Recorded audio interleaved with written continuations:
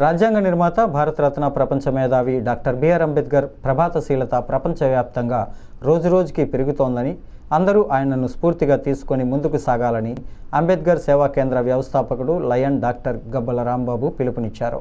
అంబేద్కర్ సేవా కేంద్రం SC, ST, minority ఐక్యవేదిక ఆధ్వర్యంలో అంబేద్కర్ 134వ జయంతి సందర్భంగా జరిగిన జయంతి ఉత్సవ ర్యాలీ విజయవంతం కావడం పట్ల ఆస్క్ వ్యవస్థాపకుడు గబ్బల రాంబాబు, కన్వీనర్ మాజీ కార్పొరేటర్ అజ్జారపు వాసు హర్షం వ్యక్తం చేశారు. ది రాజమండ్రి ప్రెస్ క్లబ్లో బుధవారం జరిగిన మీడియా సమావేశంలో గుబ్బల రాంబాబు మాట్లాడుతూ, అధికారులు, అంబేద్కర్ యువజన సంఘాలు, అంబేద్కర్ వాదులు పెద్ద ఎత్తున పాల్గొని ఈ ర్యాలీని జయప్రదం చేశారని వారికి కృతజ్ఞతలు తెలిపారు. చదువు ద్వారానే ఉన్నత శిఖరాలకు చేరాలని అంబేద్కర్ ఆశయాన్ని, లక్ష్యాన్ని చేరుకునేలా చేయడమే ఆస్క్ ప్రధాన లక్ష్యంగా పనిచేస్తుందని అన్నారు.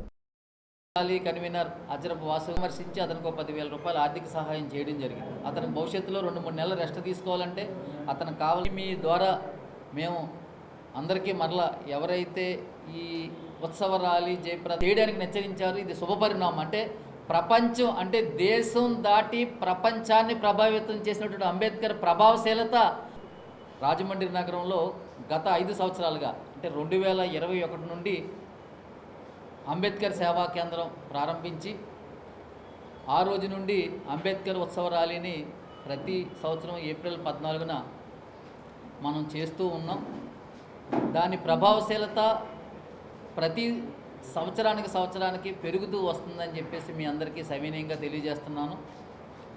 మా మోటో ఒకటే, మా లక్ష్యం ఒకటే, చదువు మాత్రమే మనిషిని ఉన్నత శిఖరాలకు తీసుకువెళ్తుందన్న డాక్టర్ భీమ్రావ్ రామ్జీ అంబేద్కర్ గారి నినాదాన్ని ఇప్పటికే చదువుకు దూరంగా ఉన్న అన్ని కుటుంబాలకి దాన్ని చేరువ చేయాలనేదే అంబేద్కర్ సేవా కేంద్రం లక్ష్యం.